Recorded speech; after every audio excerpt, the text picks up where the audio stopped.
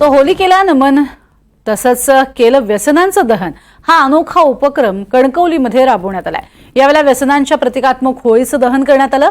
नशाबंदी मंडळाच्या सिंधुदुर्ग जिल्ह्याच्या व्यसनमुक्तीच्या brand ambassador अभिनेत्री अक्षता कांबळी यावेळेला उपस्थित होत्या। व्यसनांची प्रतिकात्मक होळी जिचं दहन करण्यात आलं। या सगळ्या महिलांनी एकत्रित येत अर्थातच होलिकोत्सव हा नकारात्मक विचार आपल्यात असणारी नकारात्मकता दूर करणारा आणि त्यामुळेच प्रतिज्ञा घेत त्यांनी हे व्यसनांचं दहन केलंय।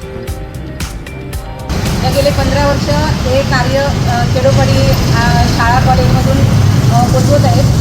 कारण सध्याचं प्रमाण बघितलं तर तरुण मुलींमध्ये सुद्धा व्यसनाचे प्रकार खूप वाढलेले आहेत आणि प्रत्येक आता गांगण मॅडम म्हणाल्या तर प्रत्येक आईला काळजी आहे की आपलं मूल कॉलेज शाळेतलं जातं पण ते तिथं काय करत असेल ही आता खात्री कोण देऊ शकत नाही। एवढं व्यसनांचं प्रमाण वाढलेलं आहे। तर